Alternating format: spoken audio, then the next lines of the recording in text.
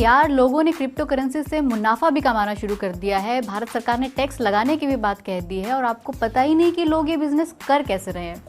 ऊपर से finance minister ने बजट में डिजिटल करेंसी लाने की भी बात कह दी। अब ये क्या है, नहीं पता तो कोई बात नहीं, मैं सर्वप्रिया सांगवान आपको बताऊंगी कि क्रिप्टो करेंसी और डिजिटल करेंसी क्या है और इनसे जुड़ी सब डिटेल्स बहुत ही सिंपल भाषा में। वैसे तो क्रिप्टो करेंसी और डिजिटल करेंसी दोनों अलग बात हैं, लेकिन एक दूसरे से जुड़ी भी हैं। तो पहले बात करते हैं कि डिजिटल करेंसी क्या है। फाइनेंस मिनिस्टर निर्मला सीतारमण ने कहा है कि अगले साल तक भारत में डिजिटल करेंसी शुरू हो जाएगी, जो रिजर्व बैंक ऑफ इंडिया के कंट्रोल में होगी। जैसे कागज का रुपया होता है, वैसे ही डिजिटल रुपया होगा। इसे कैसे इस्तेमाल किया जाएगा, ये गाइडलाइंस आरबीआई जारी करेगा। दुनिया भर में क्रिप्टो करेंसीज या कहें कि वर्चुअल करेंसी का क्रेज बढ़ रहा है, तो उसको देखते हुए भारत ने भी एक तरह से अपनी डिजिटल करेंसी लाने की सोची है। चीन भी अपनी डिजिटल करेंसी डिजिटल युआन ला चुका है। अमेरिका भी डिजिटल डॉलर लाने की सोच रहा है। अब आते हैं क्रिप्टो करेंसी पर।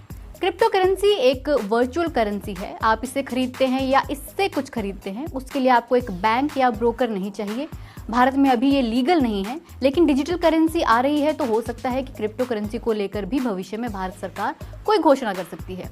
फिलहाल तो ये घोषणा है कि इस क्रिप्टो करेंसी से जो लोग कमाई कर रहे हैं उस पर 30% टैक्स लगेगा। लोग कमाई कैसे कर रहे हैं क्रिप्टो करेंसी से? देखिए, जैसे लोग शेयर मार्केट में पैसा लगाते हैं, शेयर खरीदते हैं, शेयर बेचते हैं, वैसे ही लोग क्रिप्टो करेंसी खरीदते बेचते हैं। लेकिन शेयर मार्केट और क्रिप्टो करेंसी में एक बड़ा फर्क ये है कि शेयर मार्केट रेगुलराइज्ड है, इसका सिस्टम है। अभी ये क्रिप्टो करेंसी इंडिया में रेगुलराइज्ड नहीं है। जैसा कि मैंने बताया कि लीगल क्लैरिटी नहीं है अभी इंडिया में इसे लेकर। अगर आपको क्रिप्टो करेंसी लेनी है तो आप कैसे लेंगे? वैसे दुनिया भर में इस वक्त कई क्रिप्टो करेंसीज चल रही हैं, लेकिन बिटकॉइन काफ़ी पॉपुलर है। ऐसे कई सारे ऐप्स हैं जिसके जरिए क्रिप्टो करेंसी खरीदी बेची जाती है। अब एक पेच ये है कि आपको नहीं पता कि क्रिप्टो करेंसी का मार्केट क्यों नीचे जा रहा है या क्यों ऊपर जा रहा है। आप कुछ डेफिनेट तो पता कर नहीं सकते। ये बहुत स्पेकुलेटिव मार्केट है। कभी एक बिटकॉइन की कीमत 30 रुपये भी हो सकती है और कभी 30,000 रुपये भी और कभी 30 लाख रुपये भी। तो फायदा होने को बहुत फायदा भी हो सकता है और नुकसान भी। जब टेस्ला कंपनी के मालिक एलन मस्क ने कहा कि उनकी कंपनी की कारें बिटकॉइन से नहीं खरीदी जा सकती, तो बिटकॉइन की कीमत एकदम घट गई।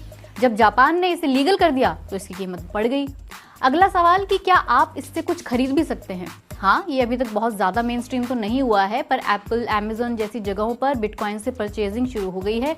बाकी कुछ और कंपनियां भी धीरे धीरे इस तरफ बढ़ रही हैं। इस करेंसी को रखने के लिए एक डिजिटल वॉलेट भी होता है, जिसके साथ एक एनोनिमस आइडेंटिफिकेशन नंबर अटैच होता है, एक पासवर्ड की तरह। मान लीजिए आपको कोई चीज़ खरीदनी है, तो पहली बात तो ये कि जिस कंपनी से खरीदनी है वो इस डिजिटल करेंसी को एक्सेप्ट करती हो। फिर आपको अपने इस डिजिटल वॉलेट से कंपनी के डिजिटल वॉलेट में पैसा ट्रांसफर करना होगा। कैसे? एनोनिमस आइडेंटिफिकेशन नंबर के जरिए।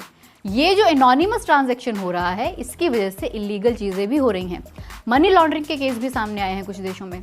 ब्लॉकचेन डेटा कंपनी चेनालिसिस ने कुछ दिन पहले ही रिपोर्ट निकाली है कि क्रिप्टो मनी लॉन्ड्रिंग के मामले पिछले साल से 30% बढ़ गए हैं।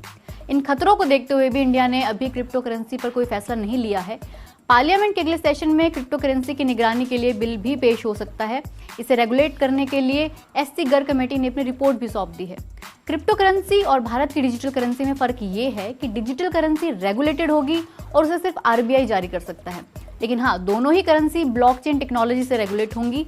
भारत में अगले साल तक की टेक्नोलॉजी आ जाएगी। उम्मीद है कि काफ़ी बातें आपको क्लियर हो गई होंगी। अगर आपके इससे जुड़े कुछ और भी सवाल हों तो हमें कमेंट बॉक्स